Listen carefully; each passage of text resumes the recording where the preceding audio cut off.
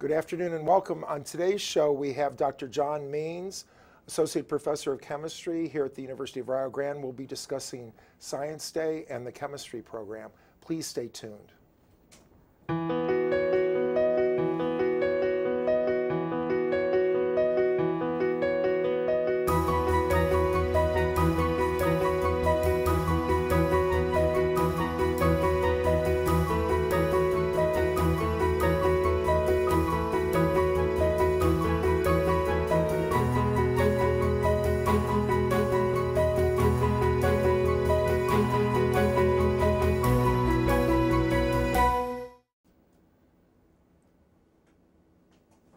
Good afternoon and welcome. Thank you for tuning in. I'm Richard Sachs, Provost and Vice President for Academic Affairs at the University of Rio Grande and Rio Grande Community College in beautiful southeastern Ohio. And my guest today on The Voice of Rio Grande is Dr. John Means, who's an Associate Professor of Chemistry here at URG and RGCC. And Dr. Means does a number of things here, including hosting for the second year in a row our District 14 Science Day. So again, I'd like to welcome Dr. Means to the program this afternoon. And before we start talking about chemistry or other things, I always like to figure out how people got here, and not just to say, well, I took US 35, but literally, how did you end up being a chemistry professor and how did you end up here? Now, I know you have 3 degrees from 3 different Ohio institutions, so can I assume you grew up in Ohio? Yes, okay. Yes, I grew up in Ohio. I grew up over on the east side of the state, over near the Pittsburgh side of the state. Okay. And I ended up going to college in Columbus at Capital University. And then I worked for a couple of years in industry at DuPont in Circleville. Okay. And then I got my master's degree from Ohio State. And then I ended up with my first college teaching job at that point, teaching up at Capital as a sabbatical replacement. And that's when I fell in love with teaching college. Okay. Up to that point, I wasn't sure what I wanted to do.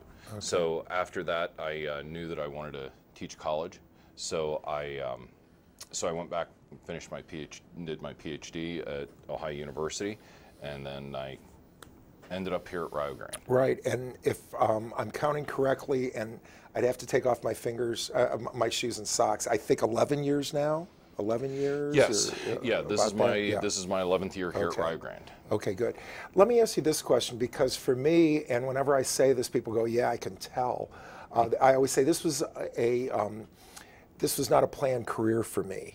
I had always wanted to be an attorney. I had met Cesar Chavez when I was a kid, and I thought I want to be an attorney for the farm workers. About halfway through college, I decided, oh no, I want to write novels.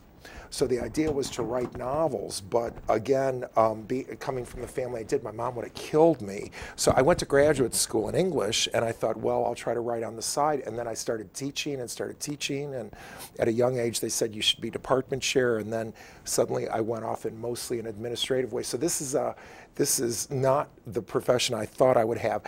To take it into your perspective, Dr. Means, at what point, again, you had an interest in chemistry that led you to DuPont, and you just said it was the teaching at Capital, but at what point, I always hung out with the English and history and poli-sci people in high school and college. It sounds like you were hanging out with the natural scientists, and did you know that from a young age? Yeah, ever since middle school, my freshman year in high school, I really liked the sciences. And a lot of my friends in high school, they liked the sciences as well. And at our high school, we had a really good set of math and science teachers that kind of fostered that. And there are actually a number of my friends from high school who've gotten into the sciences since then. Great. And I do want to talk about District 14 Science Day because I'm so delighted that it's here, and it's one of my favorite activities each year, and you've done a wonderful job. But before we get there, can you talk a little bit about the chemistry program here? And I know we have some physics options, and I know there's other sciences like environmental and biology, but talk specifically about the chemistry program here. What kinds of courses do people take? I know you often teach the principles course. I see you're doing advanced biochemistry and other things like that, but talk about both the program generally and also your expertise in the courses you teach within it. So I'm a biochemist, so I teach the biochemistry course, the upper level biochemistry courses that serves both biology and chemistry majors. And then I teach the Principles of Chemistry course, which is our general education chemistry course. The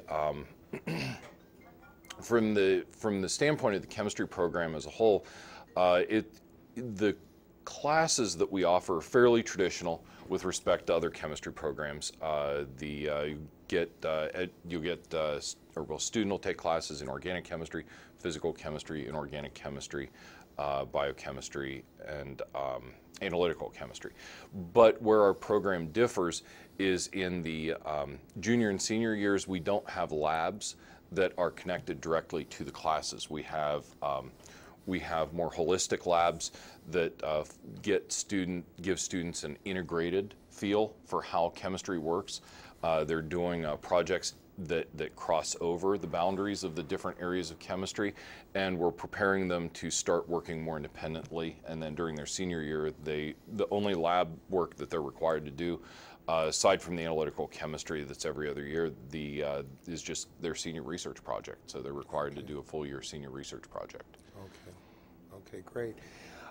Now, oftentimes in higher ed, we talk about a pivot course or a watershed course, meaning if students get through this course and do well, then they're headed off to the major. And I know at other institutions, I've often heard that organic chem, that's a real watershed course for like pre-med.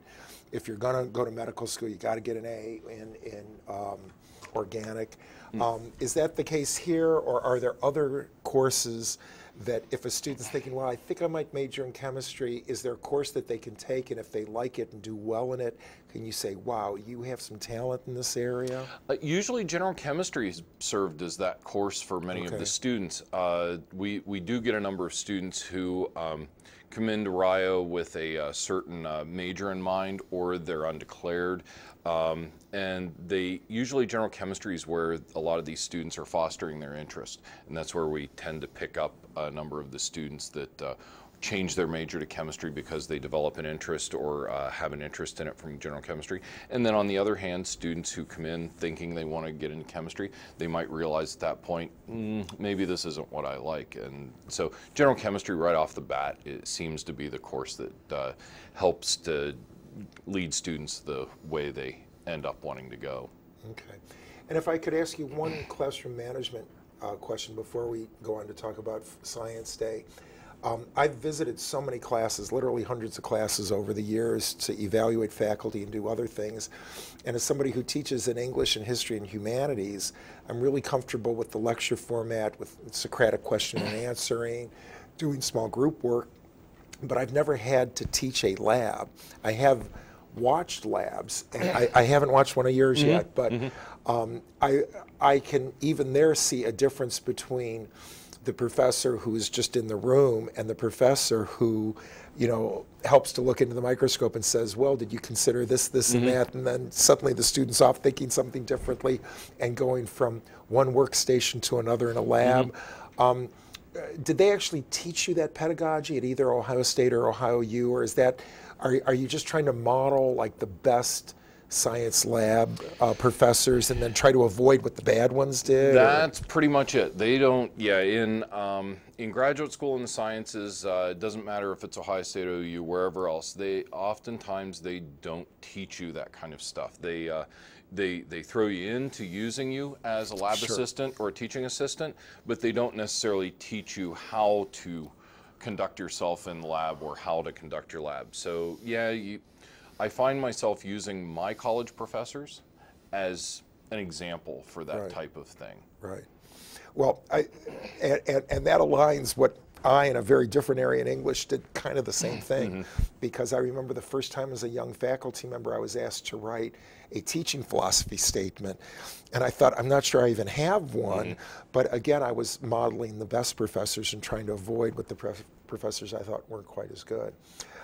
So let's move on to District 14 Science Day. So again, I got a call about 3 years ago from Columbus, and they said there's an opportunity for Rio to start hosting this. And I said, this is a great idea. I've done history days on other campuses. I've never done Science Day, but I'm really excited about this. And my first call was to you then, and then you took it and ran with it. So I understand the philosophy and I see things from afar, but can you tell the audience, and again, I know people have seen October Sky or things like that, so they think they have a sense of what a science fair is, but tell us about the philosophy and also about how we do it here at Rio. So the general idea of the district science days and the local science fairs is to get students involved with doing science and doing something that interests them. Does that always happen? No. You're going to have I've seen the posting on social media about the student who has the science fair poster that has the title, "How much family turmoil does the science fair cause?" And Oh, no. and for some people right. it's like that. A lot of times it depends upon how much help the teachers give to the students. And it also depends upon the students' interests. If they're really interested in doing something like that, they're typically going to flourish. So students will, they approach these science fair projects a lot like we approach our research in college or in the industry setting. They develop they come up with a problem that they want to research, and then they develop a research plan, develop a hypothesis or an engineering design idea, and then they run with it and test whatever it is they're wanting to test and draw conclusions from it. So they're essentially modeling the research process that we follow at the higher levels. Okay. And we have some pictures that are being shown now that I can tell it's our gym, it's our students, either from this year, this March, or from last March. I also saw a number of other people there, including Dr. White from our own natural sciences area.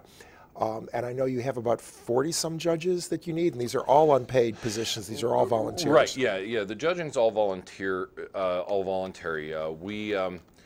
We need at least 50 judges for it because we've had right around 120 to 140 students between the 2 years coming in from the counties that we serve in District 14. And so we need a fair number of judges because as a District Science Day, we're approved by the Ohio Academy of Science to host this particular event. So we have to follow the rules that are established at the state level, and the judges have to judge in pairs and follow a particular scoring rubric and whatnot. So we do need a fair number of judges to do that because you never want to overwhelm the judges with a lot of projects. You want to keep it around 3 to 4 projects for that time period so that they have time to meet and chat with the students and properly vet the projects. Right. Now, I know operating the film screening for families during the fair this year, one of the visitors was actually the husband of a judge who had just come with his wife. Okay. I know you have Rio faculty. I know you have middle school and high school science faculty from this part of Ohio. Is that where you pull most of your judges from? Yeah, most of the judges are from Rio Grande faculty members, not just in the School of Mathematics and Natural Sciences, but also from nursing and allied health and the social and behavioral sciences. We also have a fair number of middle school and high school teachers from the counties that we service, so that's Gallia, Lawrence, Scioto, and Pike counties.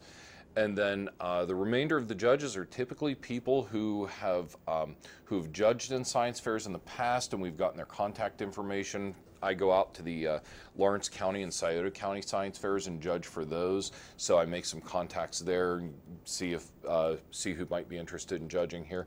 And then there are just some other people who, through various organizations that I've contacted, like the Central Ohio Valley section of the American Chemical Society, some of their members come up from Marshall and from Pike County and wherever to judge. So we get judges from a variety of other places too, but most of them are Rio faculty and the middle school and high school teachers from the area. Right, and again, kudos to you, Dr. Means, and your high school partners and everybody else, because both years it's been one of the most memorable days of the year for me. I get chills when people are on a college campus. They're excited.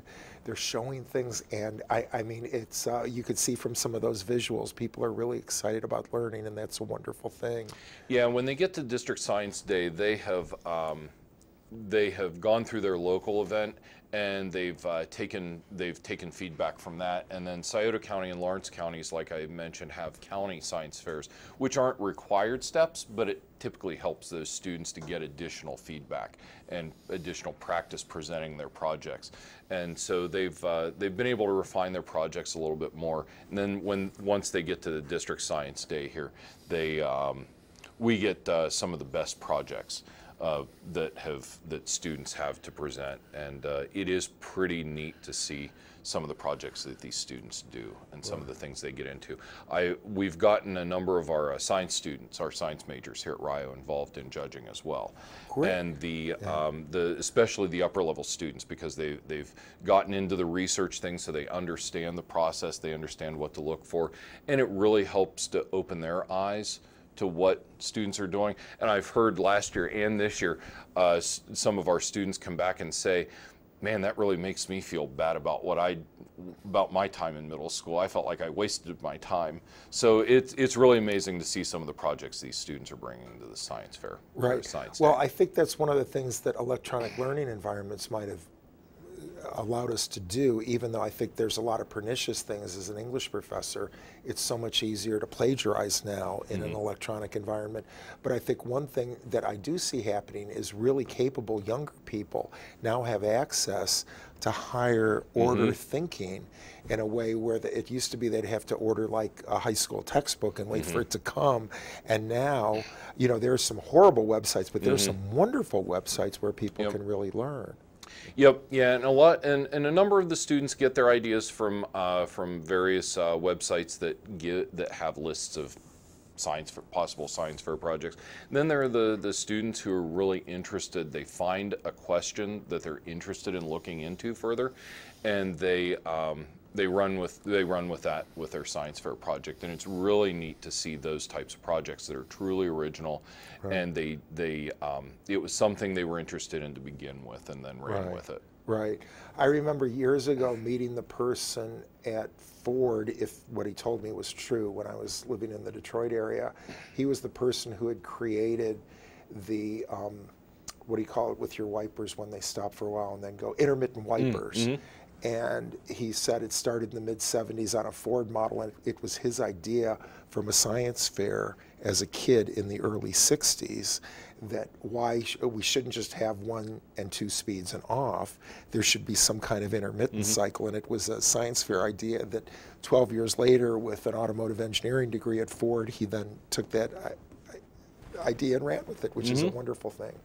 Well, we're into our last 10 minutes, and this is an unscripted show, as I think anybody who's ever watched it can see, but I would like to refocus again on small college chemistry programs, because one thing that I've been asked for years as a dean or provost is, you know, if my son or daughter comes here, what kind of a study environment do they have? And I remember having an English professor years ago in a discussion class at night, finished the class, came down to my office, and he said, in a lit class, you know, it doesn't matter if you have an old building or whatever else. We read the book, and he said the discussion tonight, it wasn't any better at Harvard and Berkeley than it was here. That's harder for me. That's a hard argument for me to make in a science classroom, because you and I have earned PhDs at research universities, and we're aware of the incredible science facilities that a large research university is going to have. But I know, and I would argue, there are some benefits to a small college chemistry program. But there are. Would you talk about that for a minute? So the benefits go yes, we do have limitations in terms of just the research space. The larger research universities have more space, but oftentimes that research space is used and reserved for the graduate students and the postdocs. The undergraduates oftentimes have to apply to get into any type of research experience. Even at some of the other smaller schools, I've been finding from students who have visited, students have to apply for research opportunities. And here we make sure all of our students are getting research experience, so they don't have to apply for it. Our students get hands-on experience with these instruments. Yes, at the larger schools, they're even getting the hands-on experience there, but they don't necessarily get the access as they need it to those instruments, because the graduate students and postdocs are oftentimes using those instruments as well. Here, one of our students that graduated last year, he had said he was talking to a friend of his that was going to a larger school, and our student was telling him what kind of access he had to some of the laboratory instrumentation we have. And he said, no, whenever I need it, I just go in, I let one of my professors know that I need to use it, and they say, okay, have at it. If you have any problems, let me know. Great. And once the students are trained on it, they should know how to use it reasonably well. There's learning involved all along the way, but we want the students to feel free to jump in and use that instrumentation and get that access to that instrumentation. And we're able to work closely with our students and develop relationships with them. Where at the larger schools, I benefited in graduate school from mentoring undergraduate students. That helped me in my development for this. But oftentimes it's the graduate students and postdocs that are mentoring the undergraduates. And, But here at smaller schools, the faculty members are typically the ones directly mentoring the students. Those are great takeaway points. Again, as Dr. Means said so eloquently, undergraduate research, direct and repeated contact with full professors instead of graduate students, two great things about small college chemistry programs. Let me ask you another question about the scientific method, because I'll be very honest with you, I got really good grades, but in math too, but generally not in science. The scientific method was a theory to me. It was not practice, and I was sloppy. I was sloppy in the high school lab, in the one college lab. I was sloppy, and it wasn't until 20 years later that I had to observe college classrooms that I really became enthralled with all the areas of science in a way that I never had been, because I had more, I think, personal maturity and the ability to follow directions while I was just a creative thinker, you know, as an undergrad. And I didn't take the attention to detail seriously, I guess. So what do you do when you get a cocky 17-year-old like I was freshman year who is not, you know, titrating and pipetting the things as carefully as they should? I'm sorry if I screwed up the language there. I mean, I don't know how I would teach a 17-year-old who was as arrogant as I was, because it took me until I was more mature to be able to respect the rules of the science lab. Oftentimes what I find is the best teacher is them making mistakes. So allowing them, of course, watching in terms of safety, making sure don't blow yourself up, as the mother in October Sky says. We make sure they're safe when they're doing it, but if within those bounds, if we see they're going the wrong direction and they might have that kind of attitude, just let them go. They'll figure it out. If it's going the wrong way, they'll learn from it. And oftentimes that's what I've found to be the case, is those students will typically learn from that type of stuff, and they'll, over time, they make enough of those mistakes, because they usually do, they'll be more receptive to input. And I personally don't approach it as though I'm giving them direction all the time. The way I approach it with my research students is that I'm mentoring them. So I tell them, look, in the end, it's your project. You have to make the decisions. You have to justify why you're making these decisions, but this is what I might recommend. This is what you might want to consider. You might want to look here. And so through that type of interaction, usually can help some of those types of students to sway them to more reasonable approaches and not quite be so cocky, I guess. Since you said it that way. Yeah. Now, back in the day, and this is a long time ago, you always had one lab partner. Is that still the modality? Yeah. So in the teaching labs, like the general education chemistry course and general chemistry, the students work in pairs. In organic chemistry, we're starting to move them toward the working a little more independently. So you typically don't have lab partners in organic chemistry. And then once our students get to our chemistry majors get to the junior level lab, they sometimes they'll work in pairs, sometimes they won't. It depends upon what the experiment is and what makes sense. If it's an experiment that we've designed that is made to have students working on different components and then they have to collaborate to come up with to analyze the data, then they would be working as a group. But sometimes they're working independently. So it just depends upon the particular project. Okay. And I know with the Science Day activities, you're in direct communication with middle school and high school science teachers at a number of institutions, but even separate from the Science Day connections, I suppose it behooves you to know the kinds of chemistry that's being taught at some of our feeder high schools and also the instrumentation they might have, because I don't know about your area, but at other institutions, often I've had students complain, like in New Mexico, we had a better lab at my high school than you have at your branch campus college or something like that. Or sometimes, you know, even something as simple as if it's a Mac as opposed to a PC environment, what they're used to. Do you see similar things like that in chemistry? We haven't had too much trouble with that, with students coming in saying our facility, that their high school facilities were better than our high school facilities. Occasionally, we'll get a student coming in from one of the bigger city high schools or something like that that might make a little comment like that in the general education chemistry. But usually, the students in general chemistry and the science majors usually don't make comments like that, or at least not that I've ever heard. Right, right. Well, it looks like we're right at the end of our half hour. It seemed like we just started. Again, Dr. John Means, thank you very much for all you do here, both for the chemistry program and for Science Day. So again, we're signing off from University of Rio Grande and Rio Grande Community College in beautiful southeastern Ohio.